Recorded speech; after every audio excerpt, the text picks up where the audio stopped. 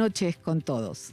Siendo ya las 7 de la noche, les damos la bienvenida a nuestro evento La Era del Home Office, el teletrabajo en la gestión de la educación a distancia.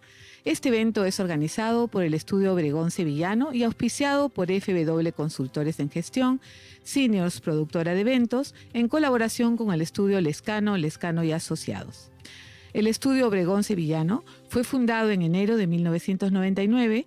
Es un estudio legal y contable que brinda el servicio de asesoría legal y patrocinio judicial, especializado en el soporte legal de empresas e instituciones en materia laboral, tanto en las relaciones individuales como colectivas del trabajo, comprometidos con la mejora y actualización en los mecanismos de prevención y solución de conflictos laborales que permita a las empresas el desarrollo de una cultura ordenada, competitiva y respetuosa de nuestro ordenamiento legal. Vamos a dar inicio con el primer tema, implementación y adecuación a la ley del teletrabajo, a cargo del doctor Tulio Obregón, quien es socio fundador del Estudio Obregón Sevillano SAC, abogado por la Pontificia Universidad Católica del Perú, con estudios de posgrado en Derecho de Trabajo en la Universidad de Salamanca, y autor de libros como Manual de Relaciones Individuales del Trabajo, Manual de los Regímenes Laborales, Prestaciones Económicas, Subsidios de Salud y otros. Bienvenido, doctor Tulio.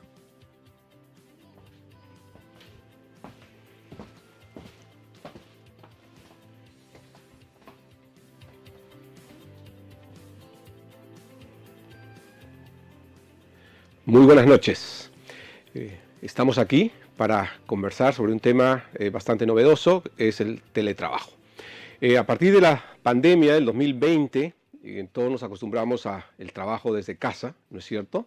El trabajo remoto, y de alguna manera esto decantó en la necesidad de generar una ley sobre teletrabajo.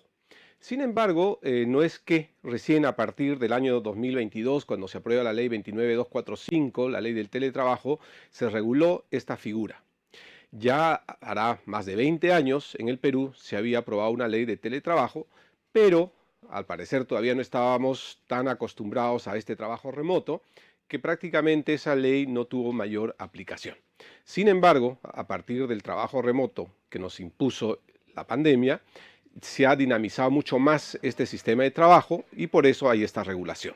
El teletrabajo, hay una ley que se los acabo de indicar y también está reglamentado un decreto supremo que se publicó hace más o menos un año, el decreto supremo 02-2023-TR. ¿Qué es el teletrabajo?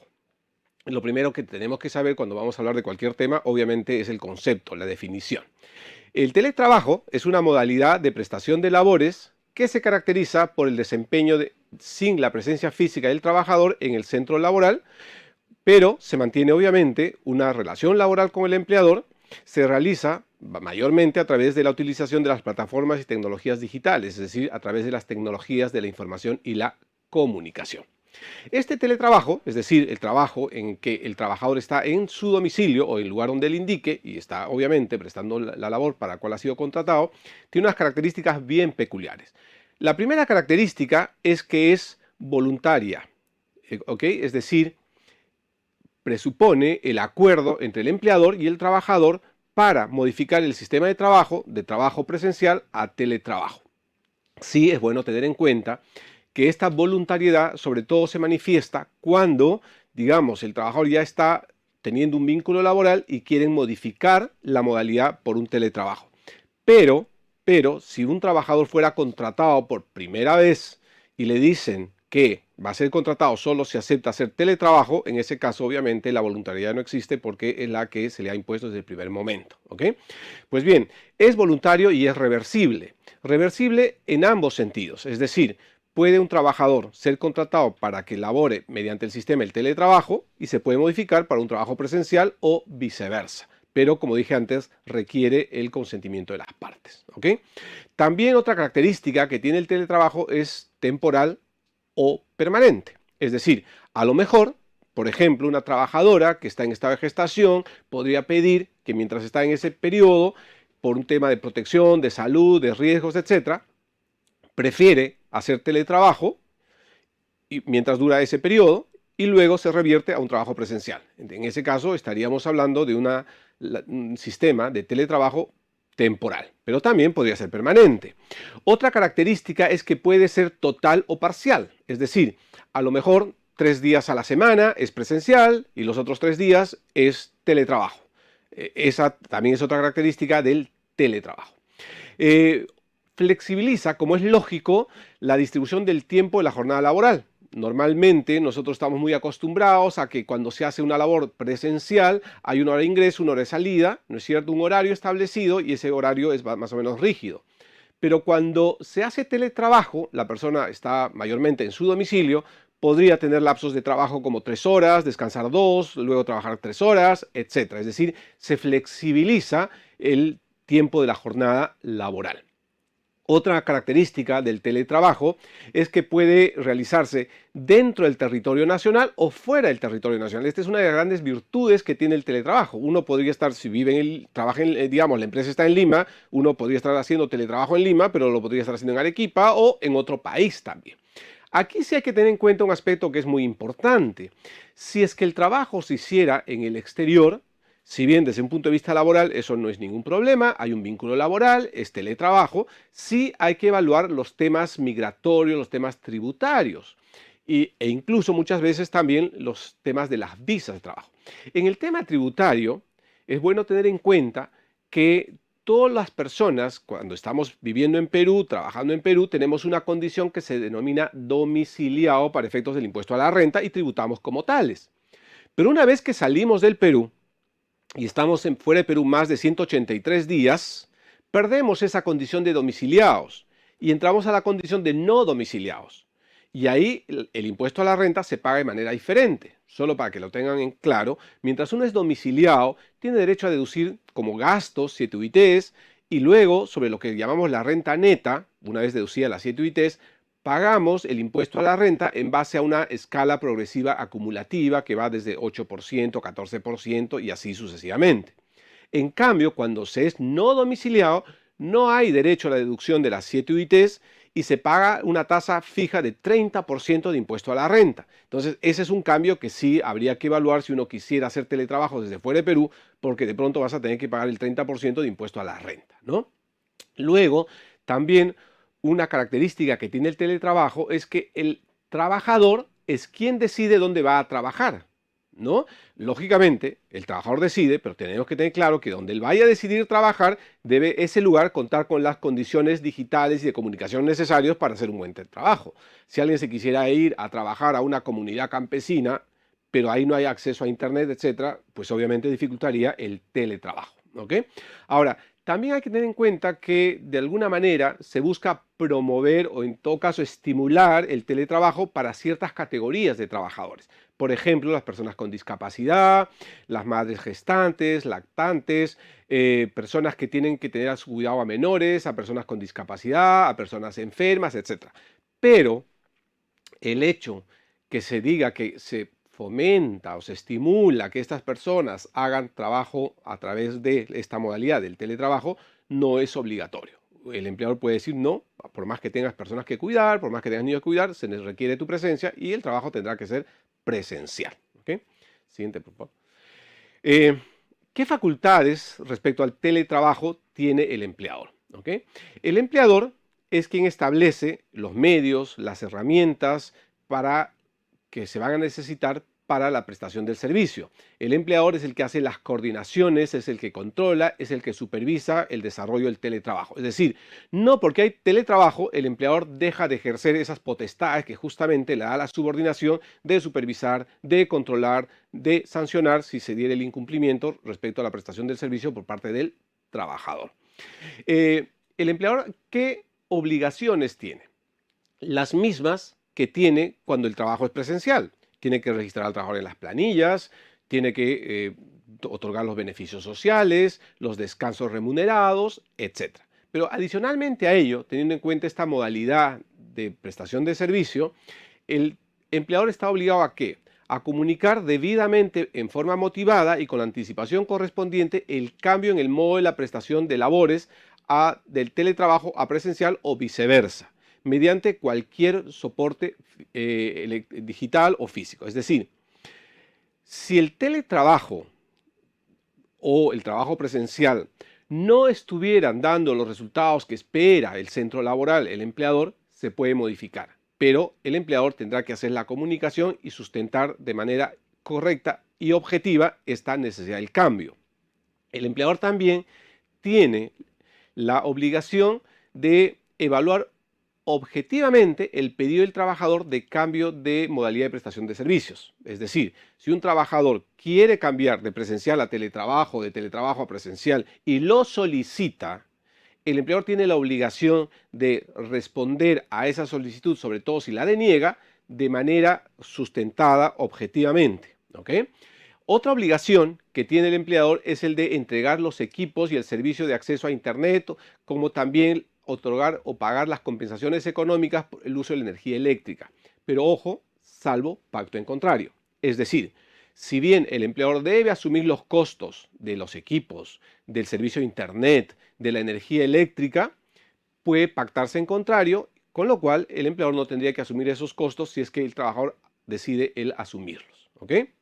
Ahora bien, estas compensaciones económicas que se podría dar por el uso de los equipos, por el uso de Internet, por el uso de la energía eléctrica, el consumo de energía eléctrica en el domicilio del trabajador, estos pagos tienen la categoría o la característica de ser una condición de trabajo, es decir, no generan ningún sobrecosto laboral, de tal forma que sobre estos pagos no se puede, digamos, pensar que va a pagar aportaciones de seguridad social o ser base de cálculo de beneficios sociales. ¿Ok? Otra obligación, que también es muy importante, por parte del empleador es que tiene que respetar la desconexión digital. Tiene que respetar un lapso de tiempo donde no tiene que comunicarse con el trabajador porque el trabajador tiene derecho a el descanso. ¿Ok? También tiene que notificar al trabajador, esto es otra obligación, los mecanismos de comunicación que van a utilizar. Es decir, cómo se van a comunicar. Tiene que también comunicar las medidas de seguridad y salud en el trabajo. Tiene que capacitar al trabajador en los aplicativos informáticos que se van a usar, las medidas de protección de estos sistemas informáticos. Acuérdense, hay temas de virus, hay que proteger de spams, etc. Hay que capacitar al trabajador para que esa situación no se vaya a dar. Hay que capacitarlo en los temas de seguridad y salud en el trabajo, en el tema de hostigamiento sexual, etc. Que son las mismas capacitaciones que se dan cuando hay el trabajo presencial, pero también en este caso hay que hacerlo con los teletrabajadores. Okay, siguiente. Siguiente. Ok. Respecto del trabajador. El trabajador tiene también derechos y tiene también obligaciones.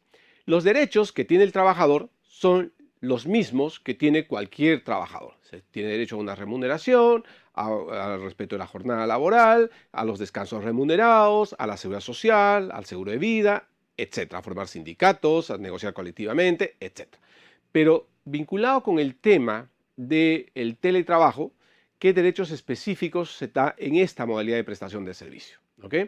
Primero, lo que ya hemos dicho por el lado de la obligación del empleador, a la desconexión digital. Ese es un derecho del trabajador. Tiene derecho a la intimidad, a la privacidad y a la inviolabilidad de las comunicaciones y de sus documentos privados. ¿Eso qué implica? Que ningún empleador puede, respecto a sus teletrabajadores, acceder por cualquier medio digital a documentos y comunicaciones originados que pueda generarse en la prestación de servicio del trabajador sin la autorización del propio trabajador. Está prohibido el empleador a realizar captaciones y o grabaciones de la imagen o de la voz del trabajador sin su previo consentimiento.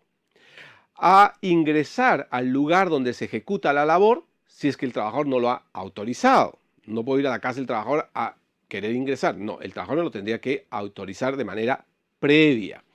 También el empleador debe respetar la intimidad, la privacidad e inviolabilidad de las comunicaciones y documentos privados del trabajador, ¿no? Sobre todo teniendo en cuenta que el teletrabajo se hace utilizando las plataformas, el internet, etcétera, podría haber cierta propensión a ingresar a información privada, confidencial, íntima del trabajador, pero eso el empleador no lo puede hacer. Si lo hiciera, estaría incurriendo en actos de hostilidad, estaría incurriendo de alguna forma, en maltrato a la persona del trabajador, y el trabajador con toda razón podría, obviamente, imputar estos hechos. ¿Ok? También otro derecho que tiene el trabajador es a la información de los medios, condiciones y recomendaciones sobre seguridad y salud en el trabajo. Tiene derecho a percibir las remuneraciones y demás derechos en caso de problemas de conectividad. Es decir, si por A o B motivo se va la energía eléctrica en la zona donde vive el trabajador, se cae el servicio de internet y no puede ejecutar la labor, eso no impide que el trabajador perciba sus remuneraciones, porque eso no es un hecho imputable al trabajador, ¿ok? Pero a la vez también, ¿qué obligaciones tiene el trabajador? El trabajador tiene las mismas obligaciones que cuando hace una labor de carácter presencial, es decir, la buena fe laboral, no incurrir en actos de competencia desleal, tiene que ejecutar la labor para la cual ha sido contratado, con la eficiencia, la puntualidad y todo lo demás que siempre se requiere de un buen trabajador.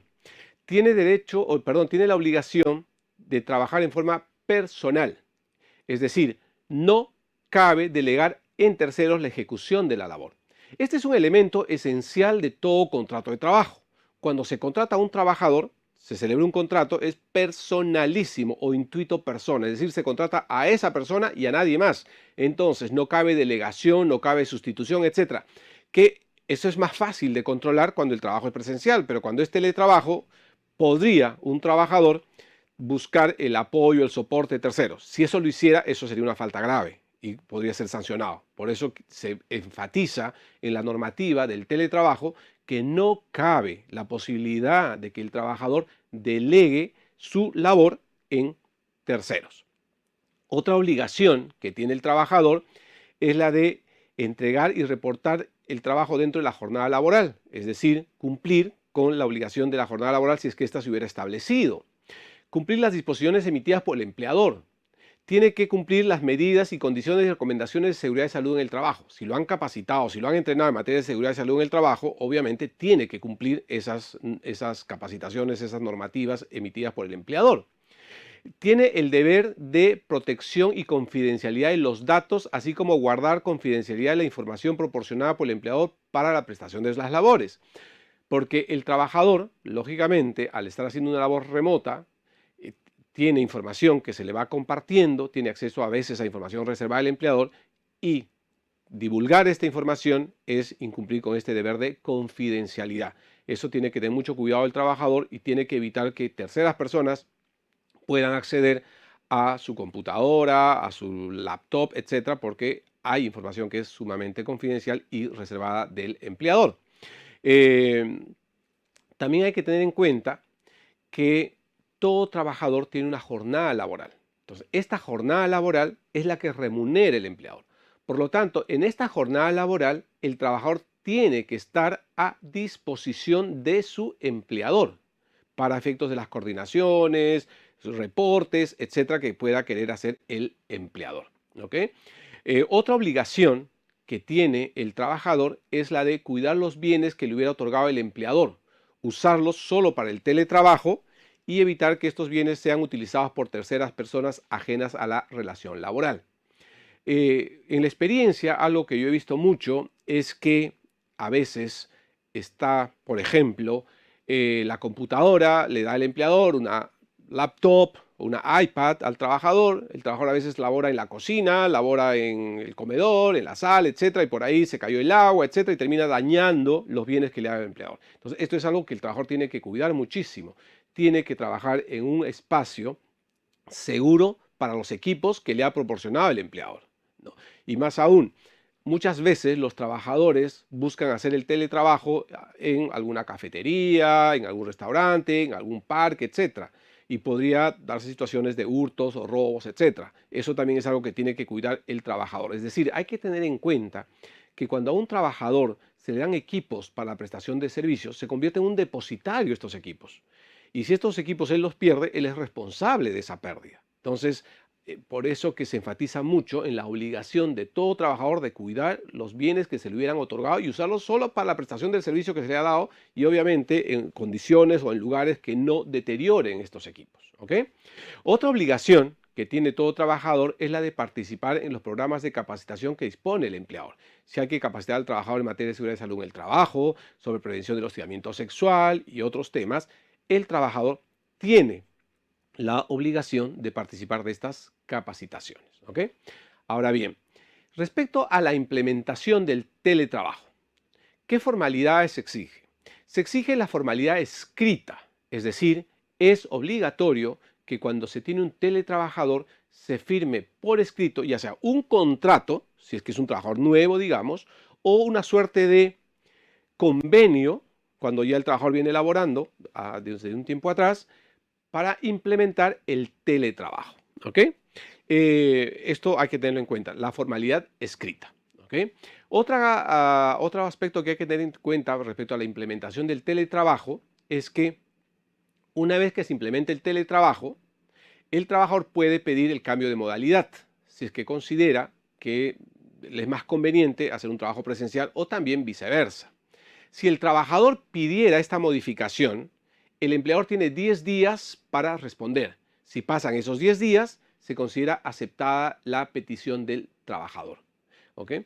A la inversa, si hay teletrabajo o hay trabajo presencial y el empleador quiere modificar esta modalidad, también lo puede hacer, pero obviamente tiene que sustentar la necesidad de esta modificación, ¿ok?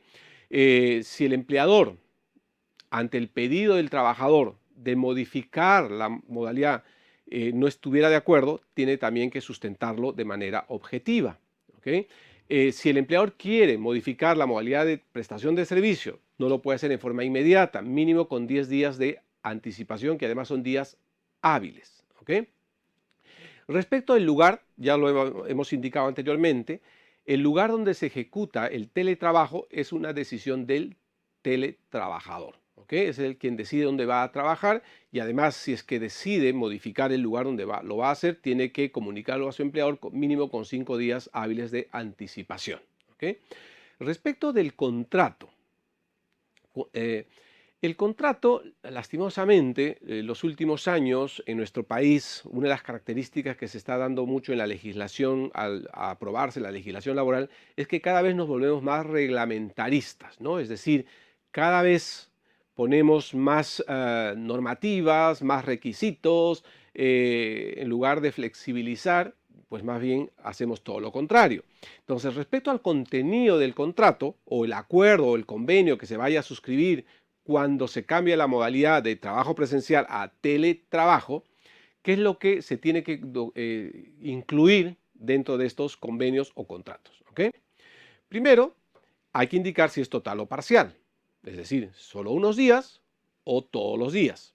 Si es temporal, para siempre, o si es temporal, es un lapso de tiempo, o es permanente, ¿no? Las causas de la temporalidad, si es durante el periodo de el cuidado de algún familiar, si es durante el proceso de la maternidad, etcétera, ¿ok?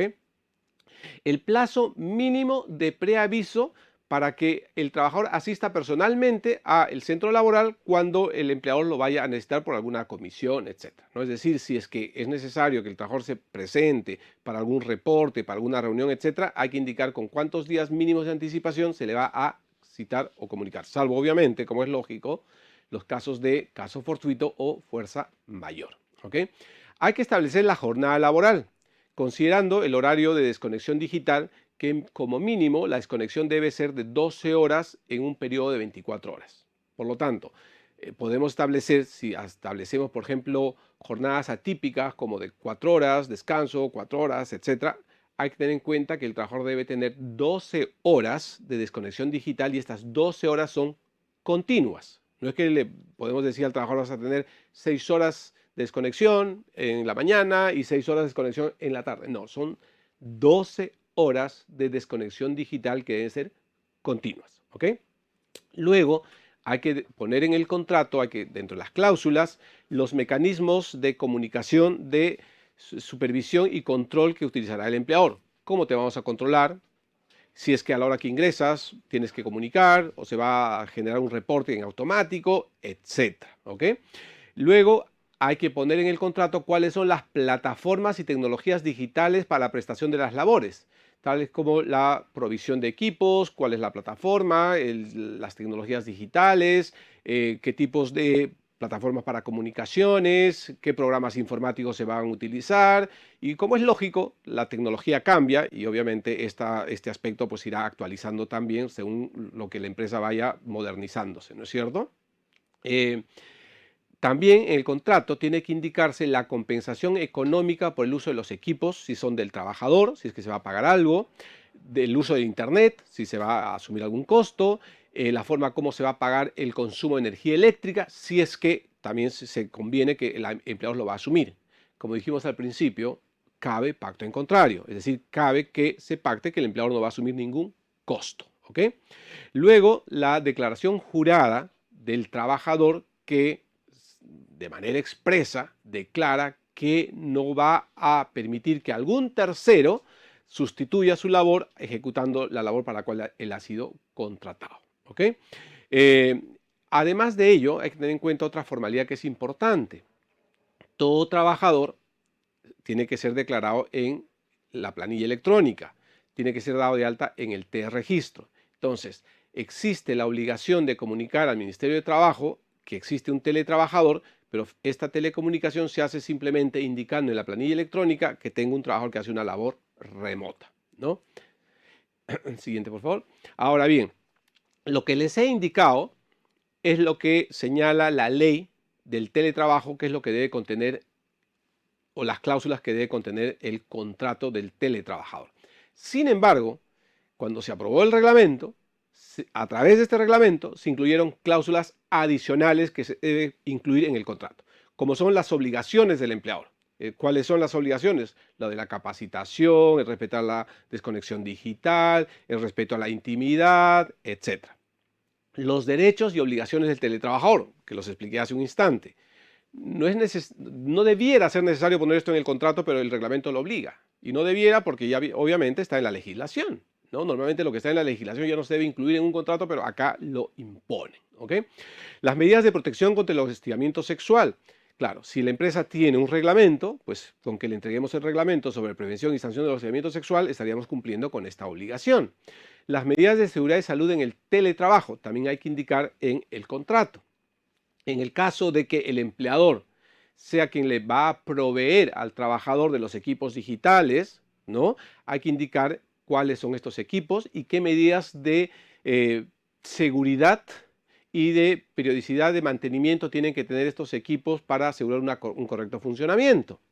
Luego, en el caso de que el teletrabajador tenga discapacidad, la implementación de los ajustes razonables en el puesto de trabajo, ¿no? Es decir, si mi trabajador usa silla de ruedas o es una persona hipoacúsica o no tiene la visión que debiera tener, hay que indicar que va a usar método braille si es que no ve bien, o qué mecanismos para si no escucha bien, o cómo vamos a adecuar el espacio de trabajo a esa condición del trabajador.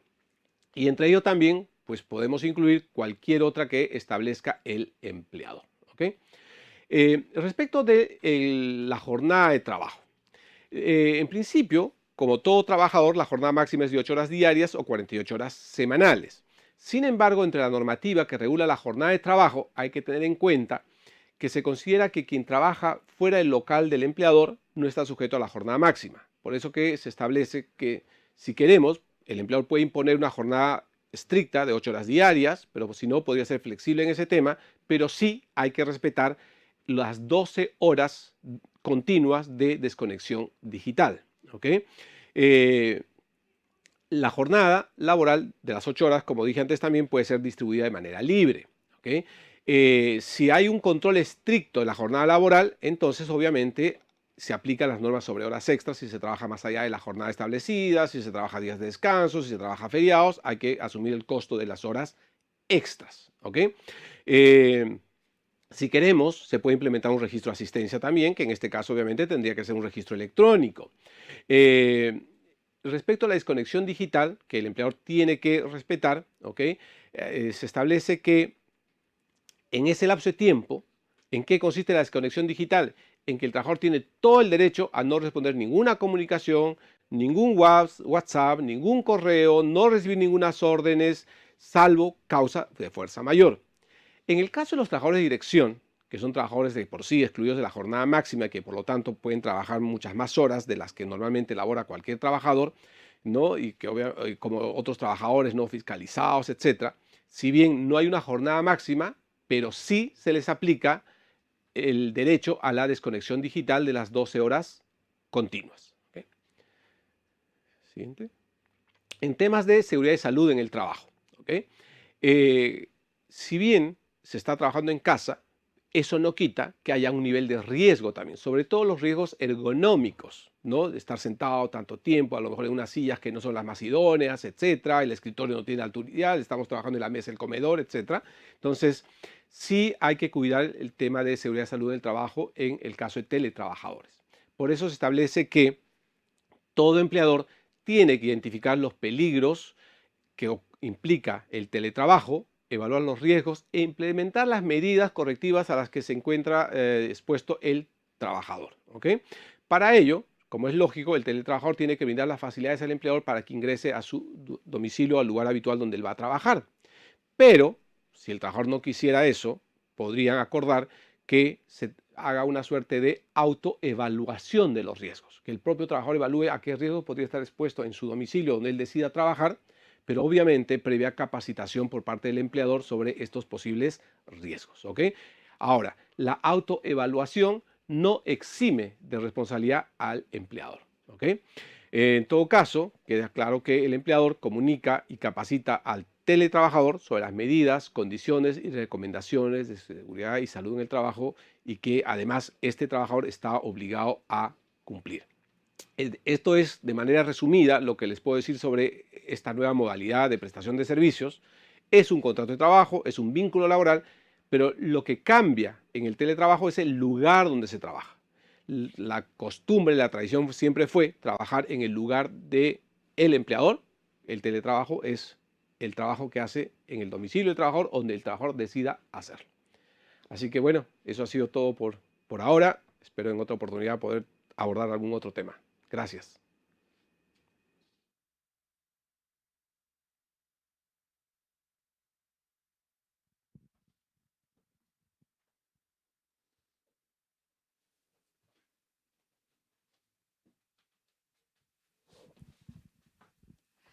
Gracias, doctor Tulio, por el valioso aporte.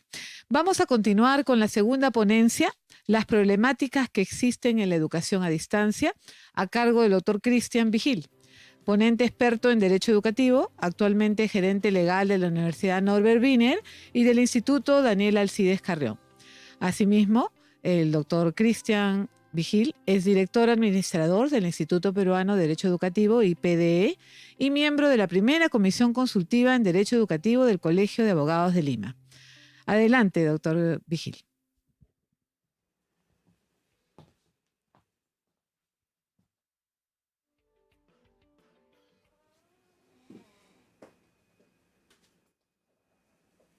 ¿Qué tal? Buenas noches con todos. Mi nombre es Cristian Vigil. Voy a hablar hoy día un poco de las problemáticas que existen en la educación a distancia en el Perú. Quiero agradecer a todos los conectados, a todos los presentes y sobre todo a FBO Consultores que me ha tenido la gentileza de invitarme a esta ponencia. Quiero explicar esto de la manera más sencilla posible y antes de iniciar siempre recordar que toda opinión que verse el día de hoy es a título personal y no a nombre de ninguna entidad a la cual yo represento, ¿no? En estricto, y voy a remontarme al Proyecto Educativo Nacional al 2036, este Proyecto Educativo Nacional no es un proyecto en estricto, es una política educativa, hay que tenerlo en consideración, es de mediados del 2020, y hay que tener en consideración que esta política ya establecía, ¿no?, para el 2036, que es sumamente importante, y lo dice, lo voy a indicar textualmente, que la educación a distancia es importante, ¿no? Y no solamente en momentos de emergencia nacional, sino también para mejorar y para poder llegar, ¿no? Digamos, garantizar el derecho de las personas a una educación de calidad. Esto es importante porque la discusión que voy a hoy explicar, que básicamente va a ser un recuento de hechos, no tiene ningún tipo de análisis subjetivo, lo que quiero es explicar la historia de lo que ha venido ocurriendo, que hoy vemos en todos los periódicos y medios de comunicación, y es importante tener en consideración la cadena de hechos ocurridos para luego formar una discusión, formar un criterio. Y ojo, es muy importante tener en consideración en esto que en el centro debería estar el estudiante y sobre todo el bien para la sociedad. Siguiente.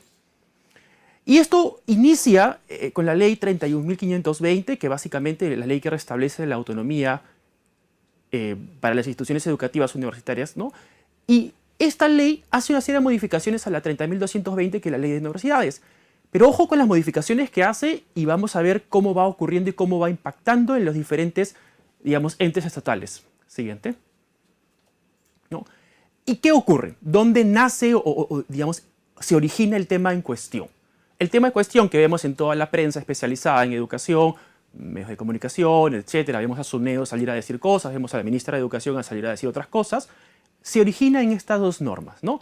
La primera norma es la 033-2023 de SUNEDU, que es del año pasado, y la siguiente norma es la 624 SUNEDU Consejo Directivo, ¿no? Entonces, ahí es donde nace un poco el origen de toda esta discusión. ¿Y por qué digo que nace ahí la discusión? No obstante, tiene su antecedente en la ley de la autonomía que establecía hace un minuto, ¿no?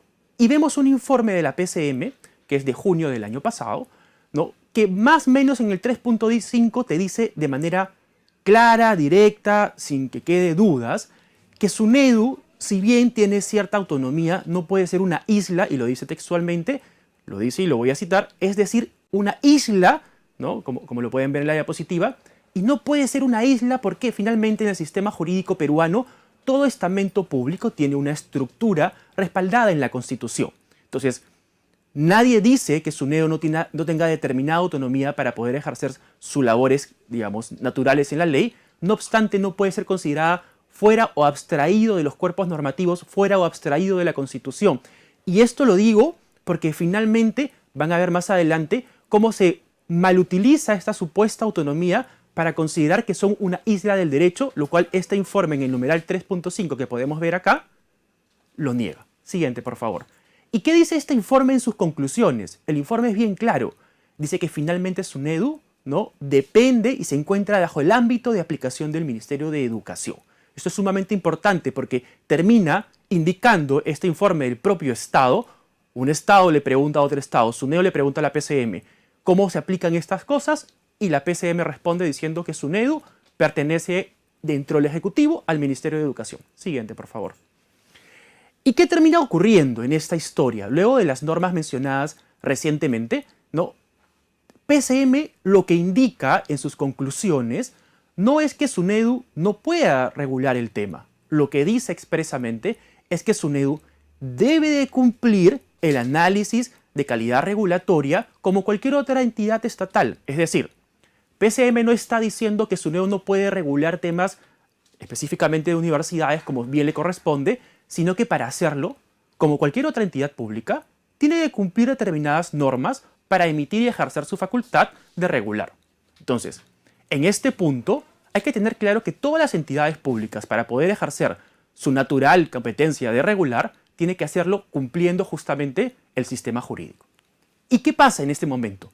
PCM lo que dice es, oye usted, señor SUNEDU, no ha cumplido el proceso de calidad regulatoria para poder emitir estas normas, ¿no? Justamente las que ya mencionaba, la 033 y la 06, ¿de acuerdo? Entonces, en 5 días estas normas tienen que ser, ¿no?, expulsadas del sistema jurídico. Es decir, la PCM no está diciendo que no puede regular sobre el tema, está diciendo que al momento de hacerlo ha saltado algunos pasos formales. Siguiente, por favor. ¿Y qué termina ocurriendo, no? El propio Consejo Directivo de la SUNEDU es sumamente importante porque es la propia SUNEDU hablando con su abogado interno, es decir, con la asesoría jurídica del propio SUNEDU, y le pregunta a SUNEDU, ¿no? Eso es en enero del 24, hace muy pocos meses, le pregunta, oigan, ¿yo puedo regular sobre el tema y puedo eliminar el tema de 100% virtuales? Y la propia asesoría jurídica de SUNEDU responde y dice, no, usted no puede hacerlo, porque en base justamente a la 31.520 se eliminó toda referencia al licenciamiento y supervisión, etcétera, ¿no?, respecto de específicamente temas, ¿no?, y corrijo, creación, modificación, etcétera, de programas de estudio. No obstante, en el 5.3, acá indicado, le dice que la forma de regular la calidad es mediante la supervisión y el control posterior. Eso es sumamente importante porque lo que le está diciendo a SUNEDU es, oiga, usted no puede, SUNEDU, regular el tema, ¿no?, porque ya la 31.520 te ha quitado la competencia, pero sí en el 53, en el 5.3 te dice claramente que tienes la facultad de supervisar la calidad educativa de los programas de estudio. Esta es justamente la llave que debería utilizar SUNEDU para continuar verificando la calidad educativa. Siguiente, por favor. Pero SUNEDU, ¿qué pasa cómo actúa al momento de emitir esta carta a la PCM y decirle, oiga usted SUNEDU, creo que se ha saltado algunas obligaciones al momento de regular? Pues SUNEDU sale con un comunicado. Un comunicado que más o menos lo que dice es que ellos consideran, ¿no?, que la 31.520 les da autonomía y son prácticamente, palabras más, palabras menos, una isla en el derecho, y la injerencia de la PCM, ¿no?, constituye digamos, un ataque frontal y una injerencia absoluta en sus facultades, lo cual parece un poco extraño si vemos que el Estado se debe comprender como un órgano completamente, digamos, unitario, es decir, el Estado debe conversar con el propio Estado y solucionarlos mejor pensando en la sociedad, en este caso pensando en los estudiantes, ¿no? Pero acá vemos un conflicto normativo, ¿no?, de competencia, si quieren, entre la SUNEDU, ¿no?, y la PCM. Y hay que recordar en todos momentos, cuando yo iniciaba la conversación, decía, oigan, hay que poner en el centro al estudiante y a la sociedad. ¿Por qué? Porque este conflicto que se puede generar de manera normativa y que parece un poco complejo al ciudadano de a pie entenderlo, termina ocurriendo lo siguiente. Termina teniendo un Estado, una parte del Estado, contra otra parte del Estado, con injerencia de otros actores estatales, y el estudiante y el administrado, universidad, estudiante, etcétera, no sabe cómo comportarse frente a este conflicto normativo. Y lo que dice aún más este comunicado es, SUNEDU lo que trata de dar a entender es que cualquier violación a su normativa, por más que otra entidad pública haya dicho que esa normativa ha sido emitida de manera incorrecta, dice, cualquier cosa que hagan en contra de mi normativa, yo lo voy a supervisar. Y acá hay un tema bien delicado, ¿no?, porque finalmente SUNEDU, nadie le ha dicho que no tenga las competencias para regular en temas de educación. Al contrario, su propio asesor jurídico le dice, oiga, usted revise y haga supervisión constante, lo cual está dentro de sus competencias. Pero SUNEDU lo que trata de mencionar o deslindar en este comunicado es que al final del día existe un problema y ellos no van a, digamos, entrar a un conflicto con PCM, simplemente van a considerar que lo que ha dicho PCM es incorrecto y van a seguir avanzando como si la normativa fuera 100% adecuada. Yo creería, como ciudadano de a pie, que lo mejor hubiera sido que se sienten a conversar entre las entidades públicas, las autoridades, y vean cómo solucionar un problema y que no afecte realmente finalmente al administrado. El administrado, hoy la universidad, hoy el estudiante, es el afectado por esa norma, porque esa norma en estricto que te dice, bueno, que la educación virtual ya no puede ser 100% a distancia, con impactos enormes, ¿no?, al estudiante, a sus costos de estudios, a sus costos de traslados, etcétera, etcétera, etcétera. Entonces, tenemos que comenzar a entender que en esta discusión no es un privado contra el Estado, no es una discusión de dos privados, es una discusión que aparentemente tienen dos entes públicos que en un digamos, Estado unitario deberían dialogar entre ellos y buscar una solución pacífica, normativa, para la sociedad y sobre todo para lo que debería ser el centro de nuestra atención, que es el estudiante. Continuemos. Y claro, vemos en la prensa y vemos en diferentes, digamos, autoridades, exautoridades, stakeholders, comentarios a favor y en contra de esta modificación normativa. Una modificación normativa que yo no voy a calificar de buena o mala, yo simplemente estoy haciendo una descripción de los hechos como han ocurrido en el tiempo y qué cosa ha dicho la ley, qué cosa ha dicho el reglamento, qué cosa ha dicho el informe de la PCM, qué cosa ha dicho, ¿no?, SUNEDU en un comunicado y qué salen a decir los especialistas respecto a estas normas. No voy a discutir el día de hoy respecto de si finalmente SUNEDU ha actuado de manera correcta o incorrecta. Eso no me corresponde. Nosotros los abogados simplemente estamos haciendo una enumeración de elementos, de hechos fácticos, pero sí sería bueno preguntarnos, y esto es, digamos, creo que en cualquier tipo de sector tendríamos que preguntarnos, oiga, la modificación normativa que voy a hacer tiene un beneficio y este beneficio lo puedo demostrar claramente. En esta discusión respecto de la virtualidad o no, muchos autores han salido a decir cosas a favor, pues siguiente, cosas en contra, ¿no? Hay de los dos lados, hay personas muy calificadas de ambos lados que han salido a decir cosas a favor o cosas en contra. Lamentablemente la discusión no debería ser sobre subjetividad. Las decisiones estatales deben ser tomadas en base a estadísticas, en base a hechos, en base a data concreta.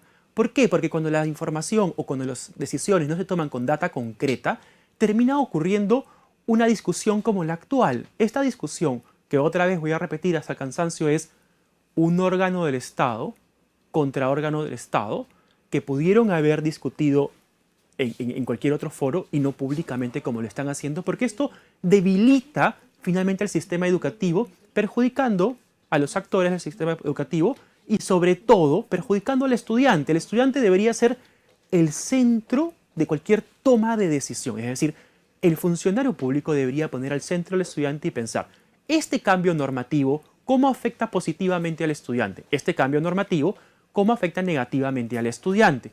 Si en el centro de nuestra discusión no ponemos al estudiante, ¿no? ¿Qué termina ocurriendo? Terminamos teniendo decisiones o terminamos teniendo opiniones de diferente naturaleza en la cual se hablan incluso de modelos privados, modelos públicos, lucro en las universidades, cosas que realmente deberían pasar a un segundo plano de la discusión y poner al centro de la discusión al estudiante. Y otra vez voy a, hasta el cansancio, repetirlo. Entidad pública contra entidad pública, saliendo a discutir un tema que pudieron haber conversado privadamente, ¿no? en el foro correspondiente de las entidades públicas, colocando al centro al estudiante y ver, esta decisión de eliminar 100% la educación virtual beneficia al estudiante, cumple con las políticas nacionales de educación, como yo las mencionaba al inicio, ¿no? Sale la ministra de Educación con una posición bastante más centrada pensando en el estudiante, lo cual hay que felicitar, y hay que evitar que finalmente el Estado, otra vez, Estado contra Estado, como es este pleito, ¿no? o discusión de un ámbito jurídico, si quiere, termine afectando de manera negativa al estudiante. Siguiente, por favor. Pero claro, esto que menciono es sumamente complejo porque si ustedes verifican la estadística de la duración de los ministros de Educación, en promedio un ministro de Educación dura 175 días en el Perú. Y lamentablemente algunas políticas no se pueden implementar adecuadamente por el corto tiempo de duración de un ministro. Hoy la ministra de Educación tiene alrededor de 195 días. Hay que felicitar el trabajo que está haciendo, creo que es sumamente bueno, pero hay que recordar que el Estado, para implementar en general sus políticas, tiene ministros de Educación que duran 175, 180 días, siendo algunos de ellos lamentablemente, digamos, 6, 5 días, y esto no te permite tener pues un posicionamiento, no te permite tomar la cartera del Ministerio de Educación, que es una cartera sumamente compleja, sumamente, digamos, discutida, y si tú tienes solo 175 días en promedio para sentarte en la cartera, armar tus cuadros, modificar lo que tengas que modificar, implementar una política educativa a largo plazo que ponga en el centro nuevamente al estudiante sin importar, digamos, al final del día la educación privada, la educación pública, la educación X, la educación Y, virtual, no virtual, eso no importa, es si en el centro está la educación pensando en el estudiante y un ministro de Estado dura más de un plazo de esta naturaleza, ¿no? Tendríamos políticas educativas de mucho más largo plazo, de mucha mejor ejecución y probablemente tendríamos una educación de mayor calidad. El problema pasa en la inestabilidad que se termina teniendo frente al, digamos, titular del pliego estatal, en este caso Ministerio de Educación, que ya cuando por fin se ha sentado, ha estructurado su equipo de trabajo, comienza a implementar las políticas, termina siendo cambiado. 175 días son aproximadamente 6 meses. En 6 meses no puedes implementar y ejecutar una política adecuadamente. Y claro, cuando uno se da cuenta que han pasado 6 meses, el peruano es poco paciente, dice, no, han pasado 6 meses y no se ha podido avanzar mucho.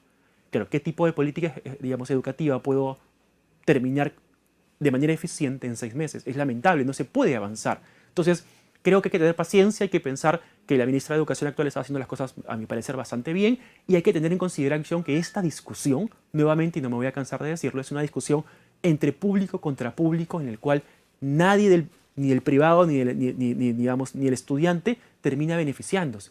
Si esta política pensara en lo más importante, el estudiante al centro, pues tendrías algunas otras alternativas, como por ejemplo hacerla progresivamente, hacerla sin afectar al estudiante, ver, oiga, el impacto de la educación virtual que fue inicialmente producto de la pandemia, ¿no? Cómo ha, digamos, afectado realmente la educación, positiva y negativamente, tener data y tomar decisiones con data a mano y poder decir esto es lo mejor o esto no es lo mejor.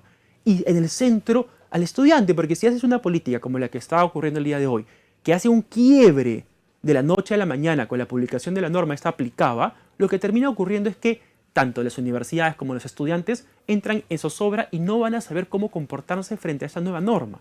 Entonces, yo insto a las entidades públicas, a las autoridades, a que siempre tienen que poner, en el caso del sector de educación, al estudiante al centro y pensar y preguntarse en cada paso que dan, ¿esto beneficia realmente al estudiante? Sí o no. Y este sí o no se tenga que tomar necesariamente con data, con información estadística, con data analítica que te permita decir, oiga, esto realmente sí va a beneficiar al estudiante y por tanto va a mejorar la competitividad del país y va a mejorar la ciudadanía. Si no nos ponemos a pensar de esta manera respecto del sector de educación, lamentablemente estos cambios no van a hacer nada más que generar zozobra tanto en los estudiantes como en los actores de la educación. Eso es todo. Muchas gracias.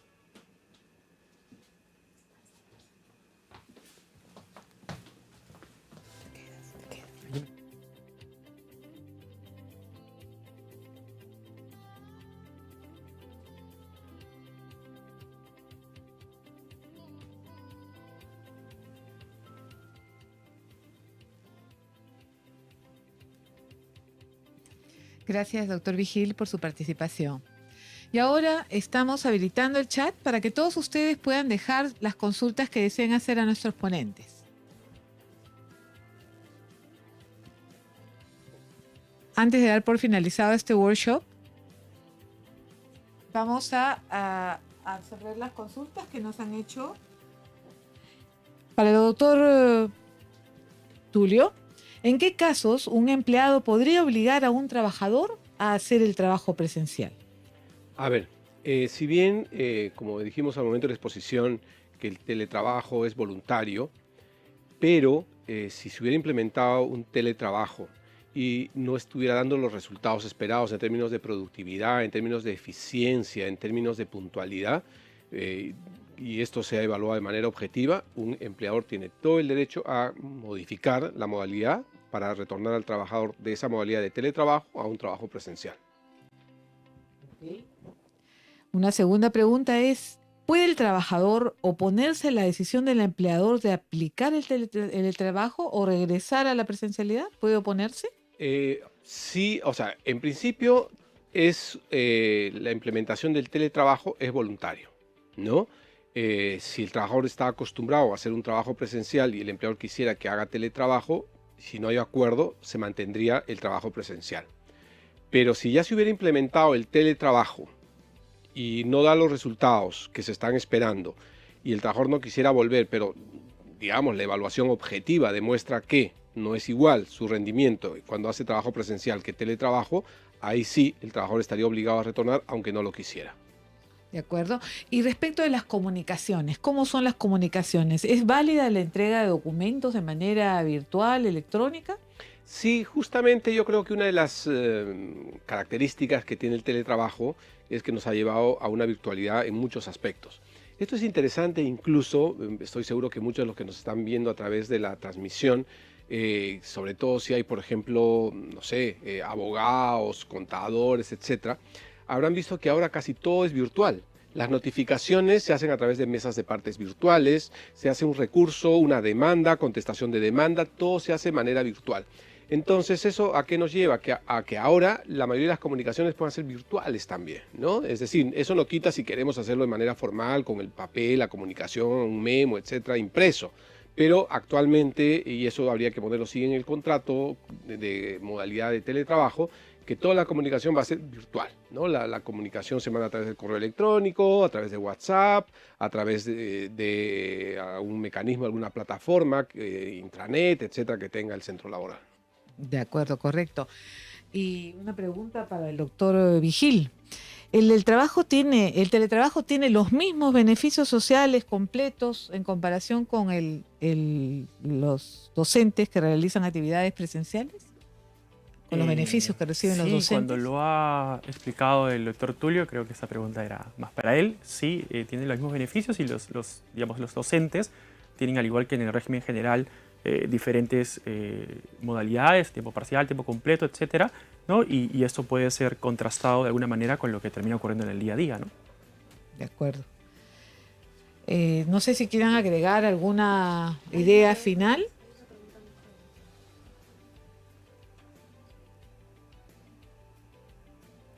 Esa es para el doctor Cristian. La última pregunta, si realizan las mismas actividades presenciales.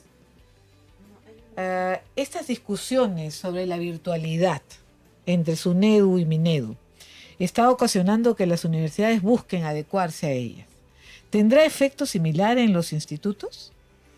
En el caso de los institutos, y ojo, yo lo he dicho claramente, es un poco PCM contra SUNEDU, y MINEDU como ente regulador debería ayudar a colaborar a estas dos entidades públicas a poderse de acuerdo y solucionar el problema, ¿no? La discusión no es hoy Ministerio de Educación contra PCM o contra SUNEDU. Es un actor que debe coadyuvar a que esto se solucione pacíficamente. En el caso de institutos es un poco más complejo porque el regulador Ministerio de Educación tiene un corset un poco más fuerte, que es una ley. Entonces, MINEDU no podría, el día de hoy, salvo que lo intente hacer vía Congreso de la República, una modificación para reducir el tema de la virtualidad o no. Y creo que el Ministerio de Educación es un ente, digamos, mucho más mesurado al tomar ese tipo de decisiones, y creo que tiene más enfocado esto que yo mencionaba y repetía constantemente, al estudiante en el centro, ¿no? Claro, el estudiante en el centro. Bien, con esta hemos finalizado este workshop. Tenemos algo muy interesante que contarles. Para ello vamos a dar pase nuevamente al doctor Tulio, que tiene algo que comentarles. Bueno, sí. Primero que nada decirles que el teletrabajo ha llegado para quedarse, creo, y más bien creo que se va a enfatizar más con el tiempo, ¿no?